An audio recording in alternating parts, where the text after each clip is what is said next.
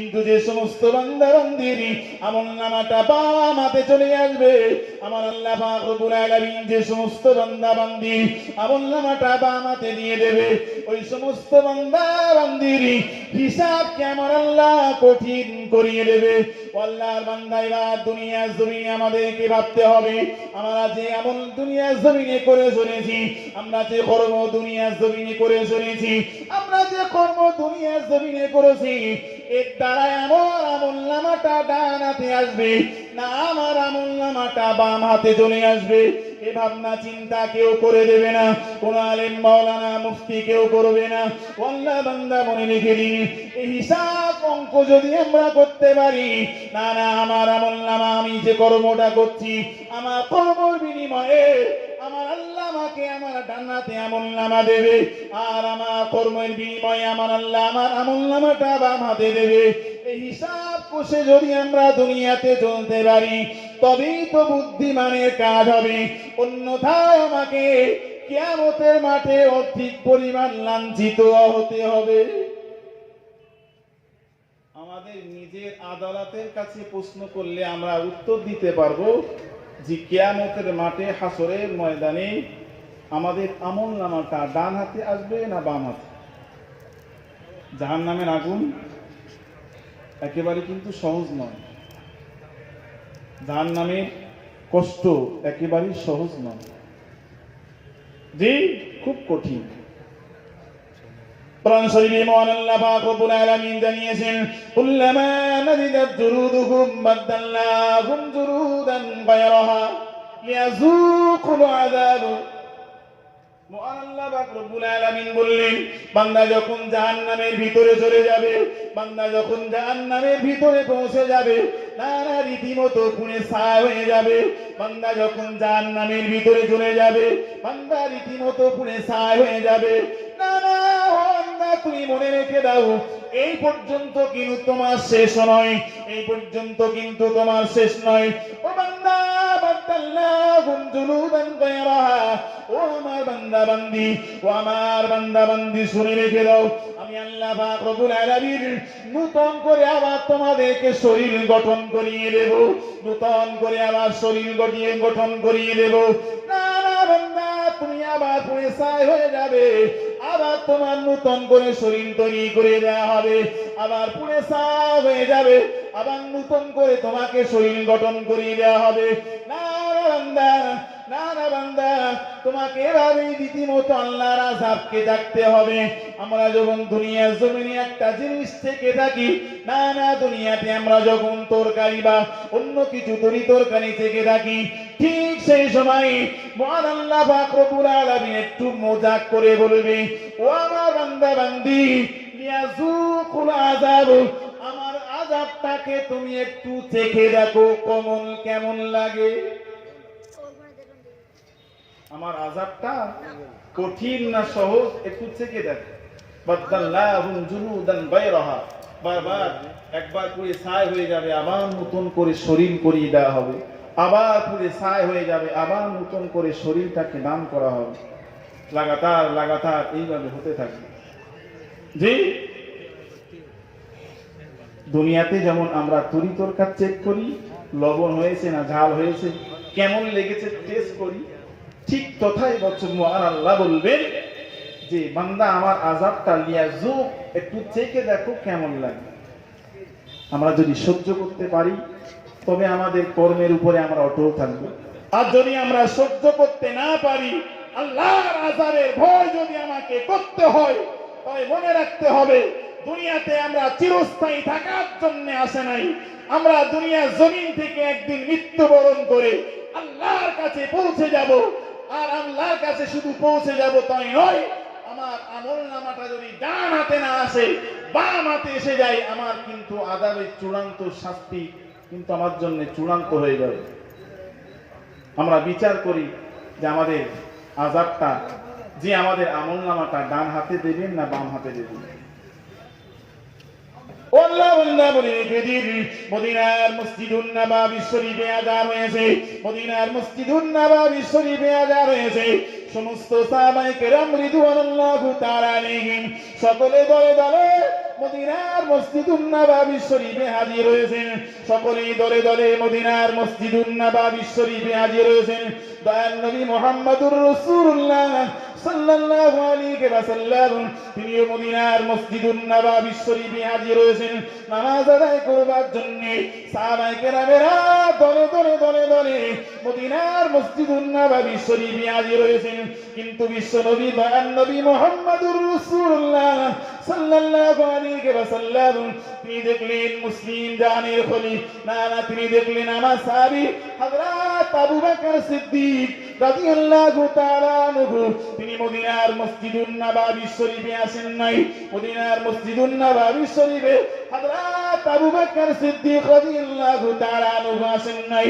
আবু বকর বাদ দিয়ে সমস্ত সাহাবায়ে কেরাম রিদওয়ানুল্লাহু তাআলা আলাইহিম আজমাইন সকলে দলে দলে মদিনার মসজিদুন নববী শরীফে নামাজ আদায় করার জন্য এসেছে। বিশ্বনবী তিনিও হাজির হয়েছেন। রাসূল বললেন আমার আবু বকর কোথায়? বলেন ইয়া রাসূলুল্লাহ ইয়া হাবিবাল্লাহ আপনার সাহাবী হযরত আবু বকর মদিনার মসজিদুন নববী শরীফে এসে এখনো পৌঁছায়নি। আল্লাহ বান্দা মনে রেখে দিন বিশ্বনবী মুহাম্মদুর রাসূলুল্লাহ সাল্লাল্লাহু আলাইহি ওয়াসাল্লাম বিশ্বনবী দয়ার নবী তিনি নামাজ শুরু করে দিয়েছেন। কিছুক্ষণের মধ্যে হযরত আবু বকর সিদ্দিক রাদিয়াল্লাহু তাআলা আনহু তিনি মদিনার মসজিদুন নববী শরীফে নামাজ আদায় করার জন্য এলেন। কিছুক্ষণের মধ্যে হযরত আবু বকর সিদ্দিক রাদিয়াল্লাহু তাআলা আনহু মদিনার মসজিদুন নববী শরীফে নামাজ আদায় করার জন্য আসলেন। বিশ্বনবী মুহাম্মদুর রাসূলুল্লাহ সাল্লাল্লাহু আলাইহি ওয়াসাল্লাম তিনি নামাজ সমাপ্ত করবার পরে হযরত আবু বকর সিদ্দিক রাদিয়াল্লাহু তাআলা আনহুকে ডাকলেন, ও আমার সাহাবী আবু বকর মদিনার মসজিদুন নববী শরীফে আযান হয়েছে। হযরত বেলাল রাদিয়াল্লাহু তাআলা আনহু মদিনার মসজিদুন নববী শরীফে আযান দিয়েছেন। সমস্ত সাহাবারা আমি রাসূলুল্লাহ সমস্ত সাহাবারা দলে দলে দলে দলে দলে দলে মদিনার মসজিদুন নববী শরীফে নামাজ আদায় করার জন্য এসেছে। ও আমার সাহাবী আবু বকর, ও আমার সাহাবী আবু বকর তুমি কেন মদিনার মসজিদুন নববী শরীফে আসতে লেট করলে, দেরি করলে? ও আমার সাহাবী আবু বকর তোমার মদিনার মসজিদুন নববী শরীফে দেরি হবার তোমার কারণটা কি আমার সঙ্গে খুলে বলবে? হযরত বেলাল আযান দিয়েছেন। সমস্ত সাহাবারা মদিনার মসজিদুন নববী শরীফে এসে হাজির হয়েছে। আমি বিশ্বনবী দয়ার নবী মুহাম্মদুর রাসূলুল্লাহ সাল্লাল্লাহু আলাইহি ওয়াসাল্লাম আমিও মসজিদুন নববী শরীফে নামাজ আদায় করার জন্য এসেছি। কিন্তু আবু বকর তুমি কোথায় ছিলে? তুমি কেন দেরি করে এলে? আল্লাহ মনে রেখে দিন বিশ্বনবী মুহাম্মদুর রাসূলুল্লাহ সাল্লাল্লাহু আলাইহি ওয়াসাল্লামের সাহাবী হযরত আবু বকর সিদ্দিক রাদিয়াল্লাহু তাআলা আনহু বলেছিলেন, ইয়া রাসূলুল্লাহ ইয়া হাবিবাল্লাহ, ইয়া রাসূলুল্লাহ ইয়া হাবিবাল্লাহ হুজুর মদিনার মসজিদুন নববী শরীফে আসতে লেট হবার যথেষ্ট কারণ রয়েছে। ইয়া রাসূলুল্লাহ ইয়া হাবিবাল্লাহ হুজুর মদিনার মসজিদুন নববী শরীফে আসতে নামাজ পড়তে আসতে লেট হবার যথেষ্ট কারণ রয়েছে। ইয়া রাসূলুল্লাহ ইয়া হাবিবাল্লাহ বিশ্বনবী বললেন, ও আমার সাহাবী আবু বকর তোমার কারণটা কি আমার সঙ্গে খুলে বলবে? সেই সময় রাত আবু বকর সিদ্দিক রাদিয়াল্লাহু তাআলা আনহু বলেছিলেন, ইয়া রাসূলুল্লাহ ইয়া হাবিবাল্লাহ হুজুর, ইয়া রাসূলুল্লাহ ইয়া হাবিবাল্লাহ হুজুর আমি আবু বকর সিদ্দিক রাদিয়াল্লাহু তাআলা আনহু মদিনার মসজিদুন নববী শরীফে হযরত বেলাল রাদিয়াল্লাহু তাআলা আনহু আযান দিয়েছে। আমি আবু বকর শুনতে পেয়েছি।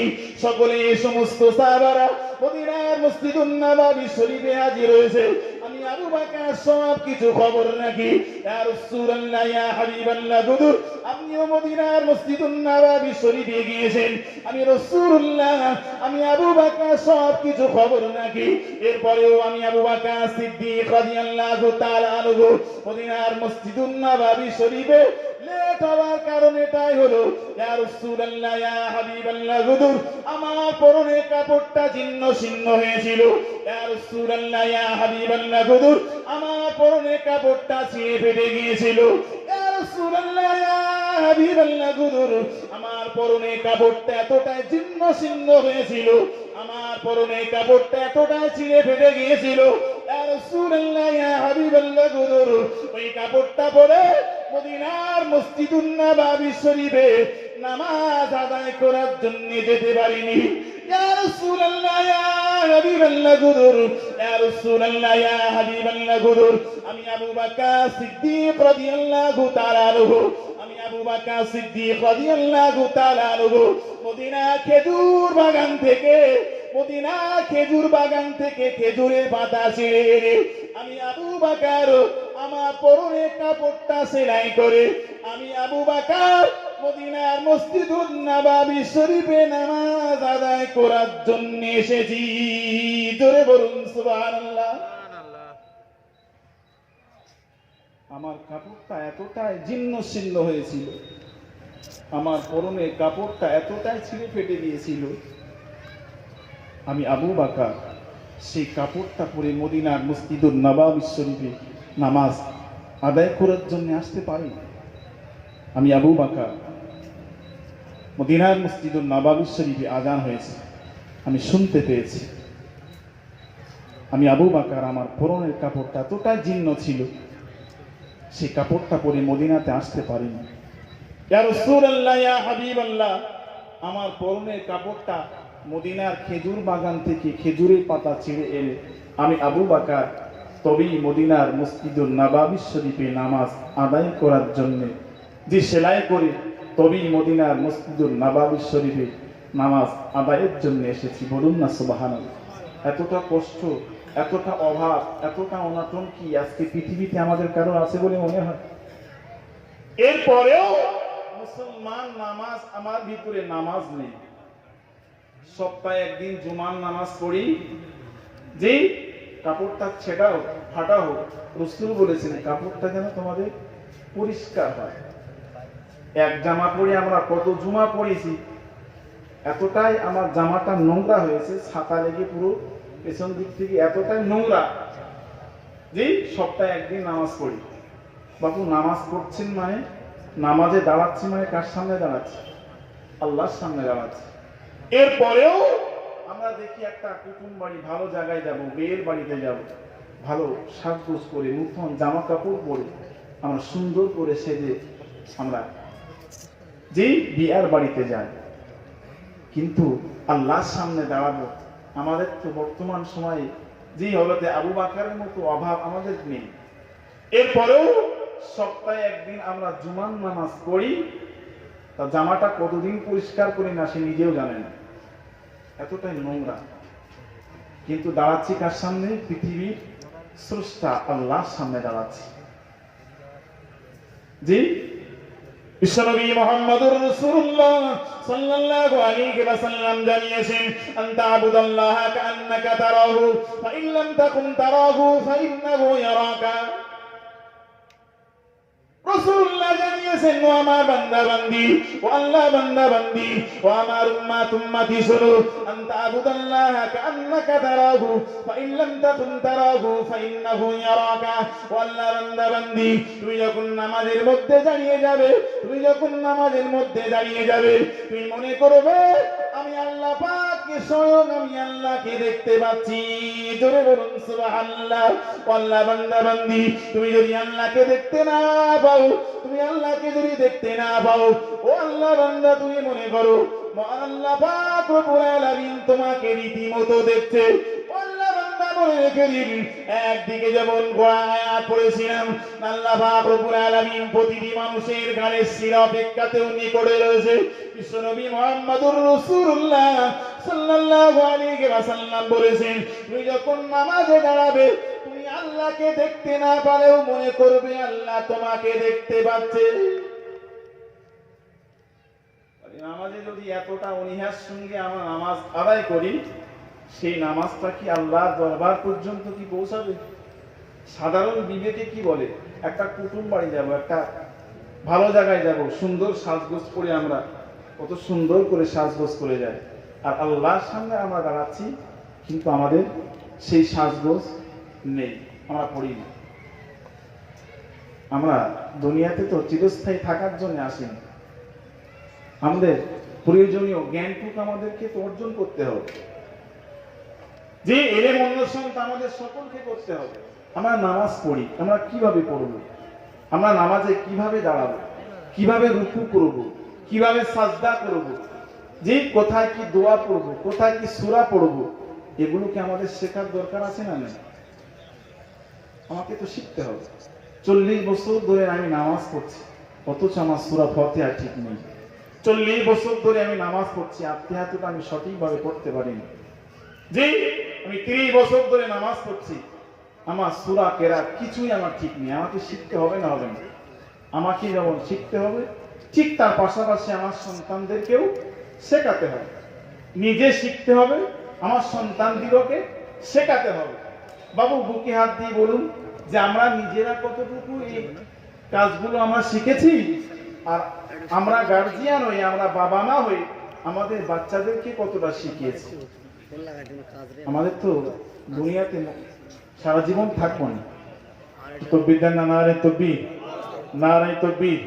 মুফতি রজব আলী সাহেব, মুফতি রজব আলী সাহেব, নারে তকবীর।